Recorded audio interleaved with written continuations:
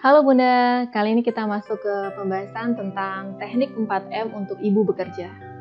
Ini adalah sebuah teknik untuk bagaimana membantu Bunda untuk tetap berhasil menyusu bayinya walaupun tetap bekerja. Jadi apakah ibu yang bekerja itu tetap bisa menyusu bayinya hingga usianya 2 tahun? Jawabannya adalah bisa. Dan itu dapat dipelajari. Nanti kita akan pelajari step-stepnya.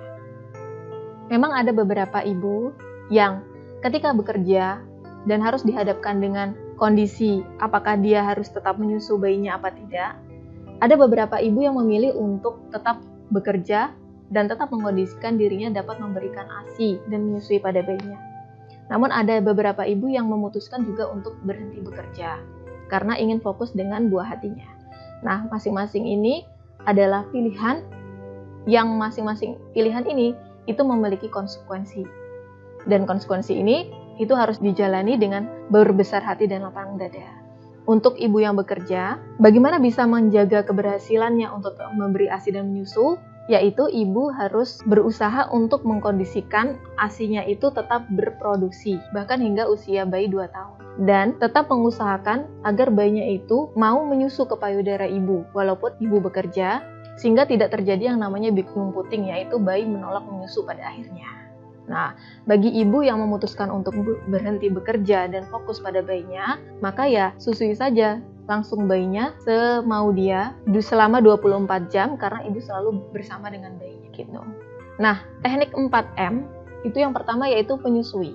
Untuk keberhasilan proses menyusui, ibu harus mengetahui posisi dan pelekatan yang benar bagaimana. Dan ini sudah kita bahas ya pada video sebelumnya. Jika pulang bekerja, sebaiknya ibu tetap menyusui bayinya. Jadi pastikan posisi dan pelekatan selama proses menyusui itu sudah benar sehingga pengosongan payudara itu bagus dan payudara tetap maksimal untuk memproduksi ASI. Dan ketika nanti Bunda sudah pulang bekerja, itu tetap dapat menyusui bayinya. Lalu teknik M yang kedua yaitu memerah. Jadi memerah ini bisa dilakukan ketika Bunda selama dalam tempat bekerja. Jadi ketika Bunda bekerja, lakukanlah perah, yaitu ASInya dikeluarkan dengan cara diperah, bisa manual atau bisa dengan alat atau pompa. Itu selama proses Bunda di tempat bekerja. Nah, ketika nanti Bunda sudah pulang, itu langsung fokus menyusui bayinya saja, semau dia, terlebih lagi pada malam hari. Nah, memerah itu ada yang namanya memerah manual atau marmet atau perah menggunakan tangan. Apa sih keuntungan dari perah manual ini? Yang pertama yaitu lebih efektif mengosongkan payudara, terutama saat ASI tinggal sedikit. Lalu, yang kedua, jumlah ASI perahan secara manual itu biasanya lebih banyak dibandingkan dengan pompa. Lalu yang ketiga, lebih efektif merangsang payudara untuk terus memproduksi ASI. Dan yang keempat, lebih ekonomis. Nah, yang kelima, tidak bergantung pada alat. Jadi sewaktu-waktu ketika kita berpergian dan alatnya itu ketinggalan, itu Bunda tetap maksimal, lebih bisa untuk tetap memompa dan mengosongkan payudaranya. Nah, yang keenam, ibu tidak repot untuk membersihkan pompa ASI.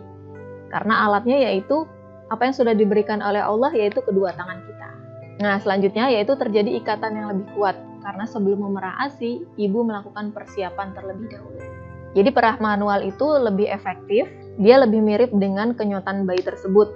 Dia lebih efektif mengosongkan payudara, kemudian jumlah perahannya lebih banyak, juga lebih merangsang payudara untuk terus memproduksi ASI. Lebih ekonomis, lebih hemat tentunya, dan tidak perlu membawa alat-alat pompa kemanapun, juga tidak repot untuk membersihkannya. Kemudian, ikatan yang terjadi itu lebih kuat, karena ada persiapan yang kita lakukan sebelum memerah ASInya. Nah, bagaimana cara memerah manual? Ini dia. Cara memerah manual atau perah tangan tadi atau marmet tadi. Yang pertama, cuci kedua tangan terlebih dahulu secara bersih, kemudian keringkan. Lalu, bersihkan puting susu. Puting susu itu dibersihkan dengan cara memerah sedikit ASI, diperah, lalu dioleskan pada puting dan areola. Nah, ASI ini itu mengandung zat antibakteri sekaligus untuk disinfektan. Selain itu menjaga kelembapan puting dan areola. Fungsinya dari memberikan ASI sedikit lalu dioleskan pada puting dan areola kita. Oke. Nah, yang ketiga, setelah semua siap, mulailah memerah ASI. Dimulai dengan merangsang puting agar refleks hormon prolaktin dan oksitosinnya timbul. Goyangkan payudara searah dengan jarum jam dan kemudian ke arah sebaliknya untuk melepaskan dan merangsang kelenjar payudara. Jadi sebelum kita mulai, kita lakukan persiapan dulu. Kita rangsang dulu agar refleks hormon prolaktin dan oksitosinnya timbul. Yaitu kita goyangkan payudara, kita putar seperti ini, searah dengan jarum jam. Kemudian kita ulangi lagi ke arah sebaliknya. Itu tujuannya untuk melemaskan dan merangsang kelenjar payudara. Nah, boleh juga kita lakukan rangsangan lain, yaitu sekitar di atas areola ini, kita juga lakukan rangsangan. Kita bisa menggunakan ASI, atau kita bisa menggunakan minyak yang bisa dimakan ya, seperti VCO, atau minyak, minyak zaitun, atau minyak goreng boleh, yang penting minyak yang bisa dimakan. Itu dengan cara dioleskan di sekitar payudara ini, ya, di atas areola. Nah, kemudian kita bantu, seakan-akan kita mengumpulkan ASI, itu kita urut gini, kita bawa ya, kita urut, bisa menggunakan ibu jari, bisa menggunakan 2 jari, jari telunjuk dan jari tengah. Kita urut-urut perlahan, kita arahkan ke puting dan areola. Jadi seakan-akan kita itu membawa ASI dari saluran-saluran kelenjar ini, kita arahkan menuju areola. Gini, kita lakukan perlahan-lahan seperti ini, itu selama 1 menit. Nah, ini juga fungsinya untuk merangsang, menstimulasi payudara, juga melemaskannya, juga merangsang kelenjar payudara tersebut. Gitu. Jadi kita arahkan ya, kita arahkan seperti ini ke arah areola dan ke arah puting. Nah, areolanya itu kita putar searah jarum jam, kemudian ke arah sebaliknya. Ini bisa kita lakukan juga selama beberapa detik sampai 1 menit. Gitu. Nah, lalu kemudian letakkan ibu jari sekitar 2-3 cm di atas puting dan jari telunjuk serta jari tengah sekitar 2-3 cm di bawah puting sehingga membentuk huruf C. Tekan seluruh jari, sisanya ke arah dinding dada. Jadi kita buat huruf C. Huruf C seperti ini ya, C. Jadi usahakan jempol kita, ibu jari kita itu sejajar dengan jari telunjuk dan jari tengah. Jadi seperti ini ya. Kalau kita ada penggaris, itu bisa lurus seperti ini. Seperti ini. Lurus antara ibu jari dengan jari telunjuk serta jari tengah ini lurus. Kita bentuk huruf C. Lalu kita letakkan sekitar 2-3 cm di atas puting yang ini ya, ibu jarinya. Kemudian jari telunjuk dan jari tengah itu 2-3 cm di bawah puting, membentuk sebuah garis lurus.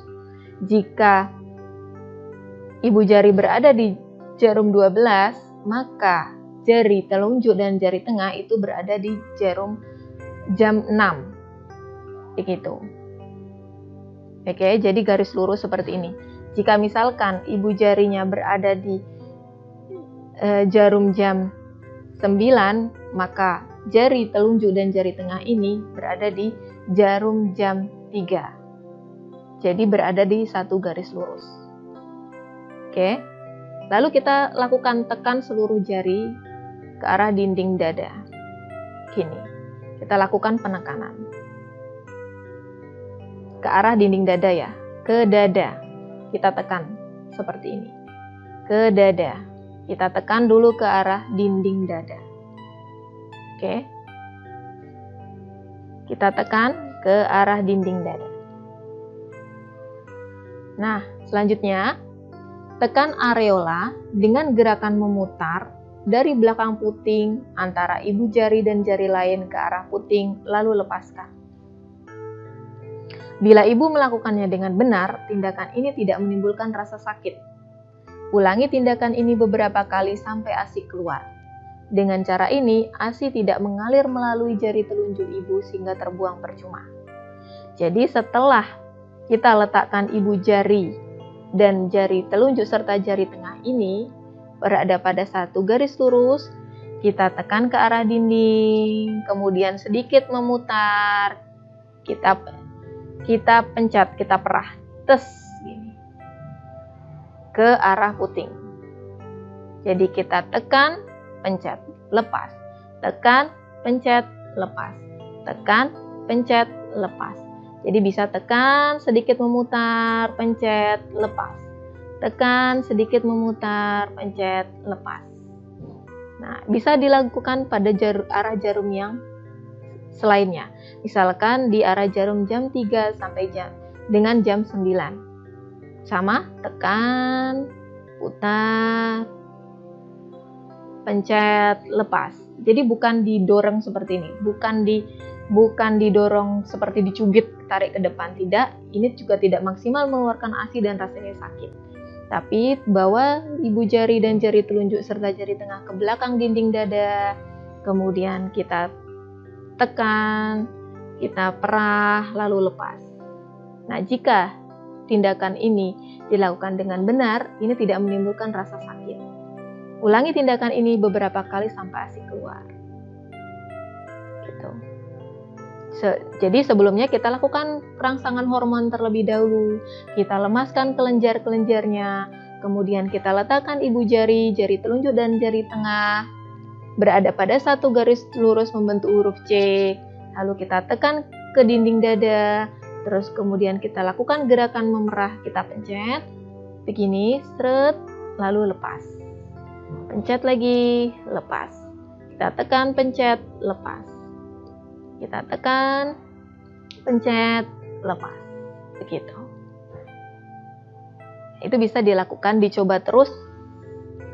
Karena ini perlu pelatihan dan perlu pembiasaan. Gitu. Nah, pindah posisi ibu jari dan jari lain pada sisi kanan dan kiri areola, lalu tekan dengan cara yang sama. Kita bisa pindah misalkan di angka ibu jari berada di jarum jam 11, kemudian jari telunjuk dan jari tengah itu berada di posisi jarum jam 5. Ini. Kita bisa pindah lagi, misalkan ibu jari berada di jarum jam 1, kemudian jari telunjuk dan jari tengah itu berada di jarum jam 7. Gitu. Agar semua waduk air susu dapat dikosongkan, kan di areola ini ada 15-20 waduk kira-kira. Nah, pindahkan jari ke posisi yang lain pada payudara yang sama setelah kurang lebih 3 menit memerah pada posisi yang sama. Misalkan, ibu jari pada posisi jarum jam 12, 11, 10, 9, dan jam 8, masing-masingnya 3 menit. Jadi total kira-kira 15 menit. Jadi pada jarum jam 11 ini, jam 12 ini 3 menit. Kemudian kita geser lagi pada jarum jam 11 itu 3 menit. Geser lagi pada jarum jam 10, kemudian jam 9, kemudian jam 8. Jadi totalnya nanti kurang lebih kita memerah satu payudara itu kurang lebih 15 menit. Nah, lalu perah ASI pada payudara yang lainnya apabila belum mencukupi kebutuhan bayi untuk sekali minum dengan menggunakan cara yang sebagaimana yang disebutkan tadi. Itu. Nah, mari kita saksikan video berikut ini.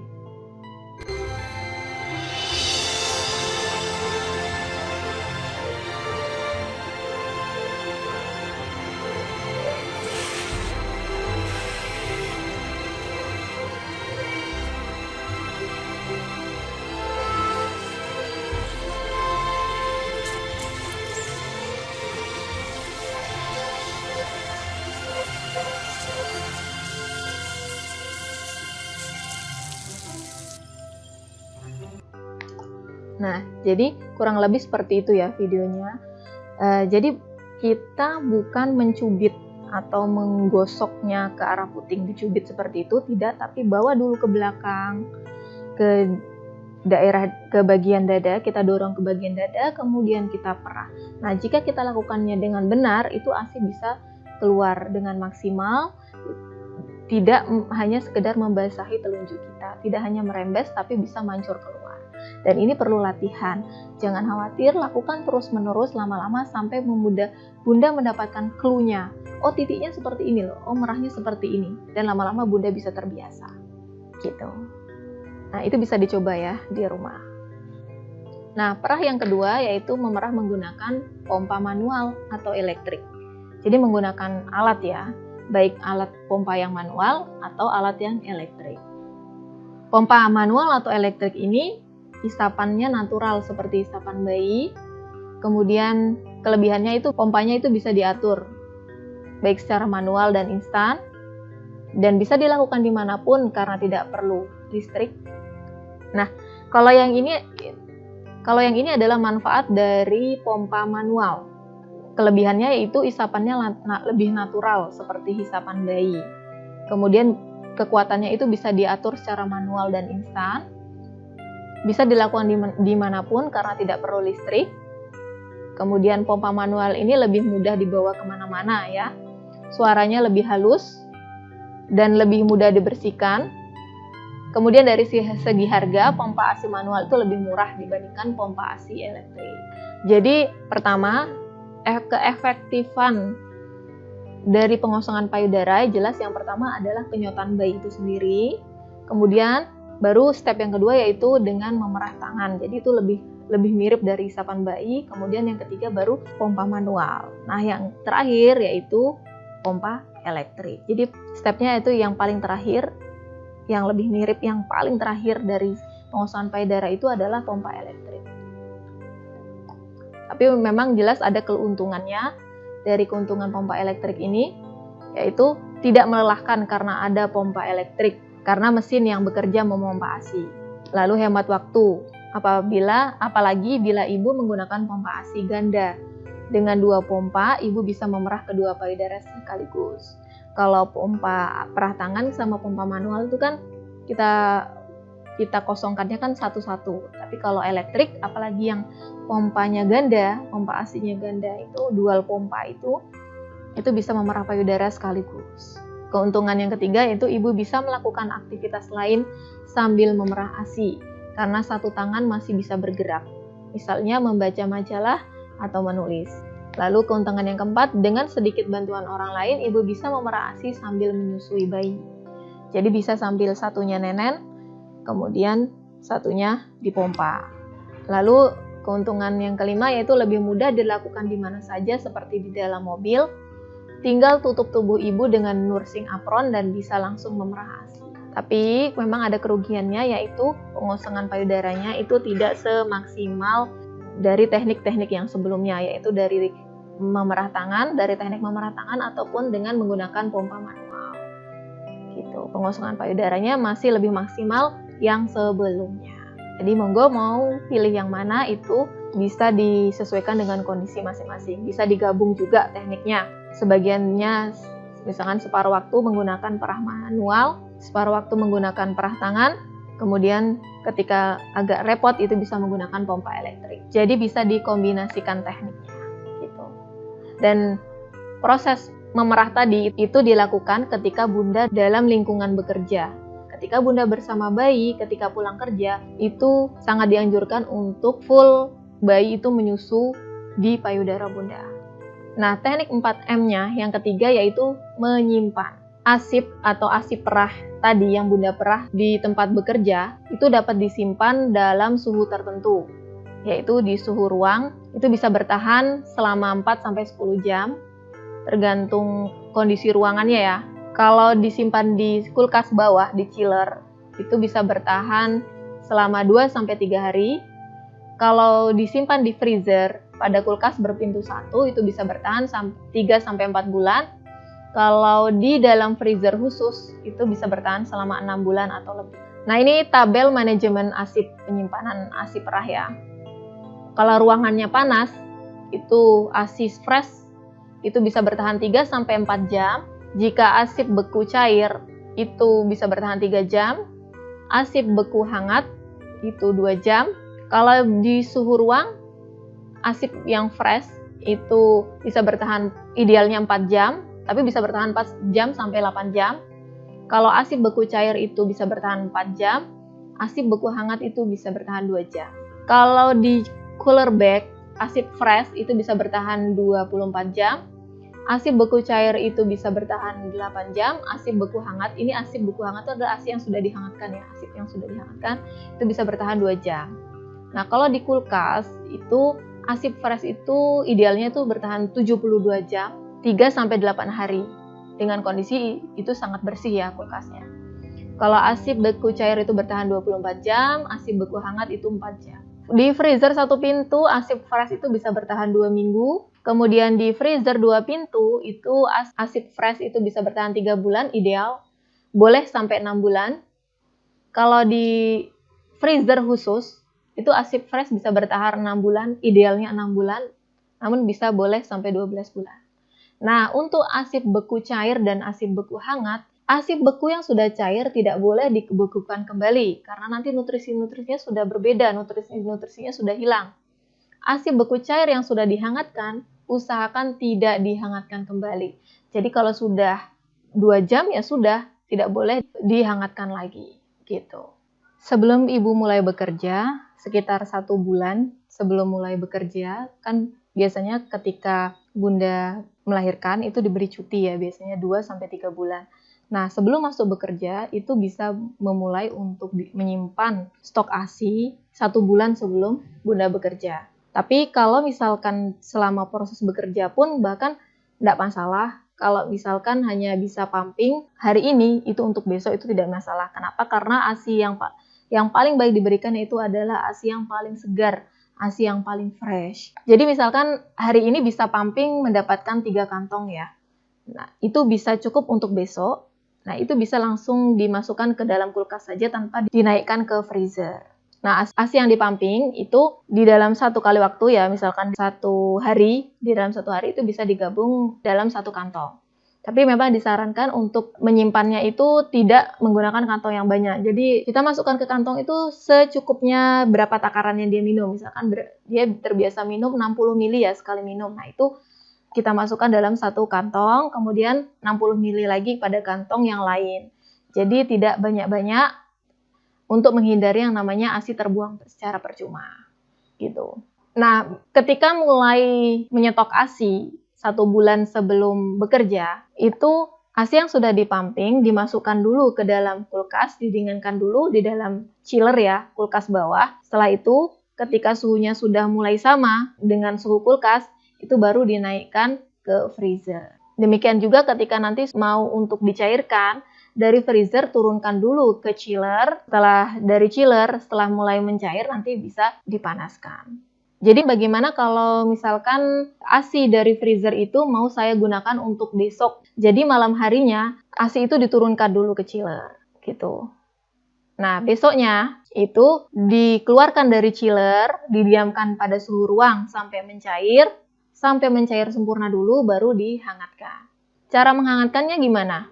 Nah, cara menghangatkan ASI itu, ASI yang berada di kulkas tadi, pertama-tama kan, diturunkan dulu ke chiller di kulkas bawah, kurang lebih 12 jam, sampai mencair. Kalau misalkan belum mencair pun, setelah 12 jam itu bisa dikeluarkan ke suhu ruang dulu. Jadi, suhu dari ASI yang beku itu harus diturunkan perlahan-lahan. Jadi tidak langsung dari ASI beku kemudian dipanaskan, tidak. Tujuannya apa? Supaya tidak merusak dari kandungan nutrisi ASI tersebut. Nah, setelah berada di suhu ruang dan sudah cair sepenuhnya, baru dihangatkan. Dihangatkannya dengan cara bagaimana? Dengan cara kita ambil baskom, kemudian kita isi dengan air hangat, kemudian kita letakkan botol berisi asip tersebut di situ. Tidak boleh menghangatkannya dengan meletakkan asip itu di atas kompor atau menggunakan microwave, karena itu bisa merusak kandungan komposisi atau nutrisi-nutrisi dari asip tersebut. Nah, setelah kita rendam beberapa saat di baskom yang berisi air hangat tersebut, kita cek apakah suhunya sudah hangat-hangat atau suam-suam kuku, itu baru bisa diberikan pada bayi. Atau sekarang sudah banyak teknologi atau alat yang namanya mesin penghangat ASI. Itu banyak di online shop. Itu silakan Bunda browsing. Gitu. Jadi sangat tidak disarankan untuk dipanaskan di atas kompor, apalagi menggunakan microwave. Nah, ASI yang sudah dihangatkan tadi, itu tidak boleh dimasukkan lagi ke pendingin, tidak boleh dibekukan kembali. Kalau sudah tidak dipakai, kalau sudah selesai diminum, apalagi sudah terkena dengan air liur bayi, itu hanya bisa bertahan kurang lebih ya selama 2 jam. Setelah itu ya sudah tidak bisa dikonsumsi lagi. Gitu. Nah, mari kita saksikan video berikut ini, cara mencairkan ASI perah.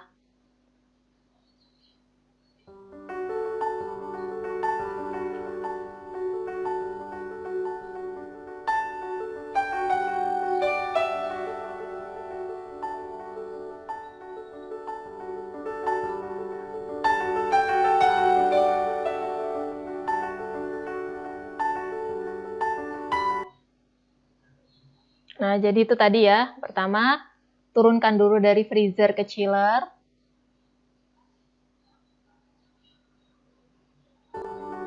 Selama 8-12 jam. Jadi kalau misalkan mau dipakai besok, malam harinya turunkan dulu dari freezer ke chiller.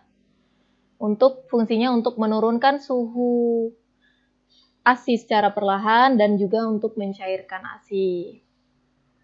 Nah, besoknya kalau mau dipakai bisa ditaruh di ruangan terbuka, di udara luar ya. Maksudnya di suhu ruang. Atau bisa dipakai cara yang kedua, yaitu dialirkan di air yang mengalir selama 5-10 menit.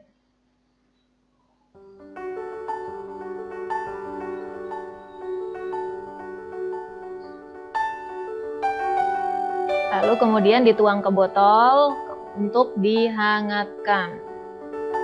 Bisa menggunakan air hangat atau menggunakan botol warmer bisa ya. Tapi ingat tidak boleh untuk dihangatkan di atas kompor atau menggunakan microwave karena bisa menghilangkan nutrisi dari ASI tersebut.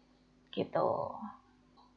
Pembahasan 4M yang selanjutnya yaitu memberi ASIP.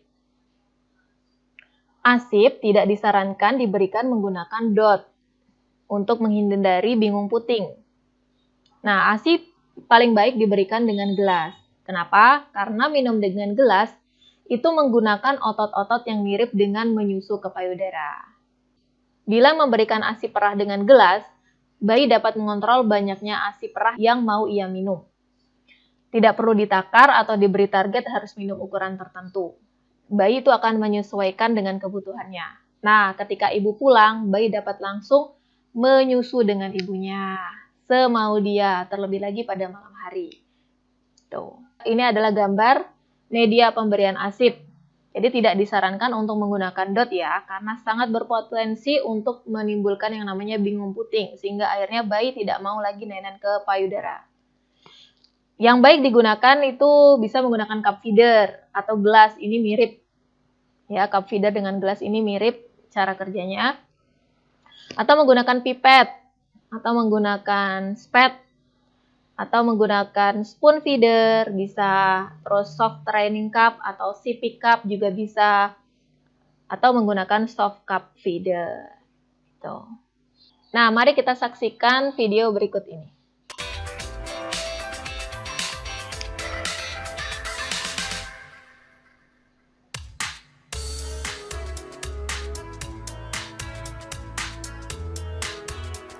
Yang pertama, cup feeder. Cup feeder ini menyerupai gelas, menyerupai gelas. Sehingga dengan membiasakan bayi minum dari cup feeder, maka bayi juga sekaligus belajar minum langsung dari gelas. Namun, moms harus berhati-hati ya, agar tidak ada ASI perah yang tumpah. Cup feeder mendorong bayi untuk menggunakan lidah dan rahang bawah dengan cara yang sama seperti saat menyusu lewat puting. Nah, dengan metode ini, si kecil juga bisa mencium aroma ASI dan menikmatinya. Yang kedua, pipet ASI.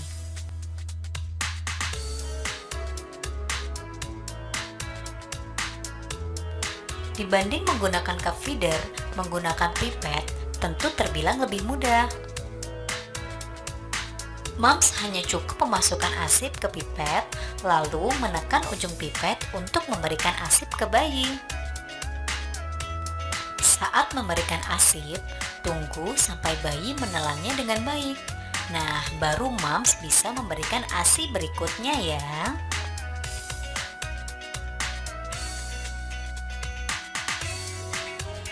Yang ketiga, spuit. Selain menggunakan pipet, moms juga bisa memilih menggunakan spuit. Moms bisa menggunakan spuit berukuran besar. Sebelum menggunakannya, singkirkanlah terlebih dahulu jarum suntiknya. Kemudian, moms bisa mengisi spuit dengan ASI. Lalu, dekatkan ujung spuit ke mulut bayi sampai ia membuka mulutnya. Tuangkan sedikit dan perlahan ke dalam mulut bayi sampai ia kenyang.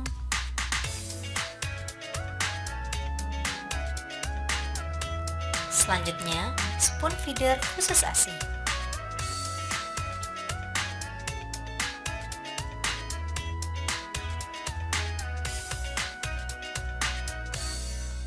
Pemberian ASI perah dengan spoon feeder pada intinya sama dengan penggunaan cup feeder. Caranya, posisikan bayi agak tegak terlebih dahulu.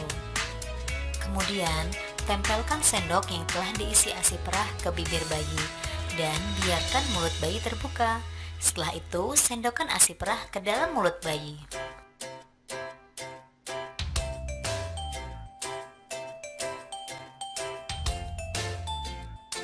Selanjutnya, sendok. Orang tua dahulu sudah lebih familiar menggunakan sendok untuk memberikan ASI perah kepada bayi. Nah, jika moms memutuskan menggunakan sendok, moms harus ekstra hati-hati karena ada kemungkinan ASI akan tumpah.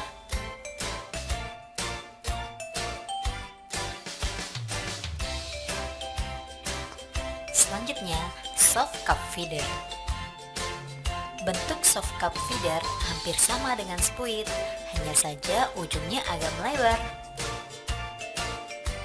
Moms cukup mengisi soft cup dengan ASI, lalu tekan ujung soft cup sampai ASI mengalir ke mulut soft cup. Kemudian, tempelkan ke mulut bayi hingga ia menghisapnya. Setelah ASI di mulut soft cup habis, moms tinggal menekan kembali tabungnya sampai ASI terisi kembali.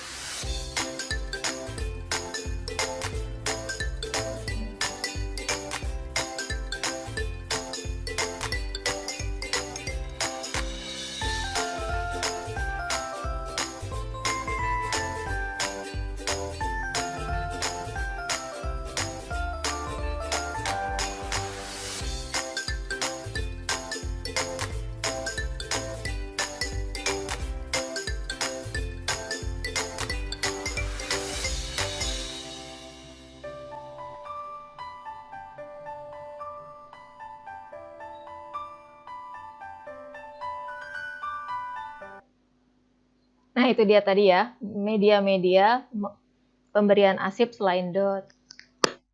Nah, mari kita saksikan juga video-video berikut ini. Ini adalah cara memberikannya menggunakan spad. Jadi selain kita tuangkan juga, ingat kalau dituangkan itu harus ekstra hati-hati dan dituangkannya jangan langsung di tengah mulut bayi, tuangkanlah di bagian pinggir kiri atau kanan di antara gusi bayi gitu. Nah, kalau dia sudah cukup pinter untuk ngenyot, ya boleh langsung diarahkan ke tengah mulut bayi, nanti dia akan mengenyot dengan sendirinya. Seperti ini. Kalau dia sudah pintar ngenyot, dia akan mengenyot sendiri. Tuh. Kalau ini adalah dengan menggunakan sendok botol. Ntar nih udah nggak pakai botol nih ya deh ya. Tuh. Kalau aku mau pakai botol pakai ini nih. Untung ayah beliin ini ya deh ya. Emang kenapa pakai itu? Pakai botol kata mama nggak mau. Nggak mau dia ngap. Ngap kali dia. Udah ya.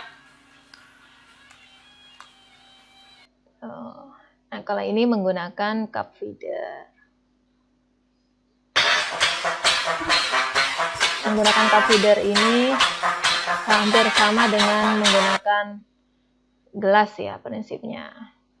Jadi latih sejak bayi usia 4 minggu untuk prosesnya supaya lebih mudah. Tapi kalau misalkan bayinya sudah agak besar, sudah usia 3 bulan, itu bisa diajarkan untuk menggunakan soft training cup gitu. Nah, yang media yang paling bagus tentu adalah media gelas atau training cup karena dia lebih mirip dengan bayi mengenyot di payudara.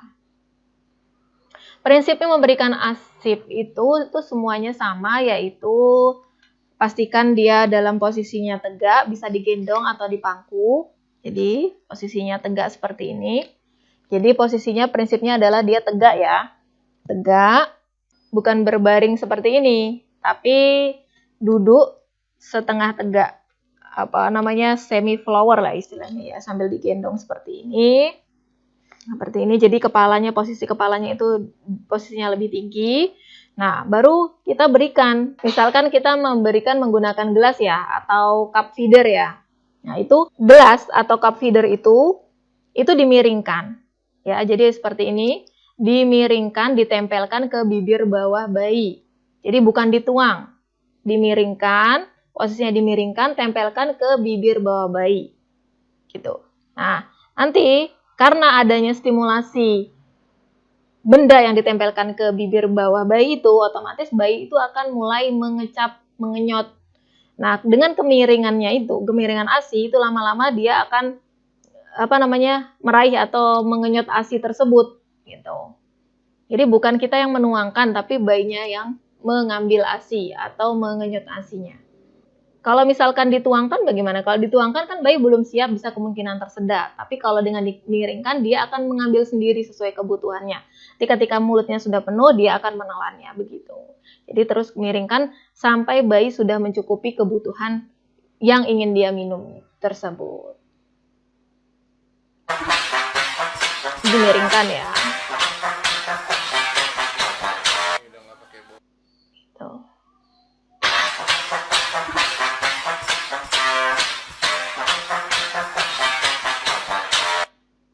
Nah, itu tadi video tentang bagaimana memberikan ASI menggunakan media lain selain DOL. Dan itu memang kita perlu proses belajar. Dan jangan lupa diberikannya itu sebelum bayi benar-benar lapar. Jadi diberikannya 15 menit sebelum waktu minum bayi.